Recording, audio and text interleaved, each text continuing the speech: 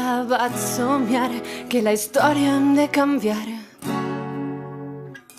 Reconèixer a les dones per a viure en igualtat.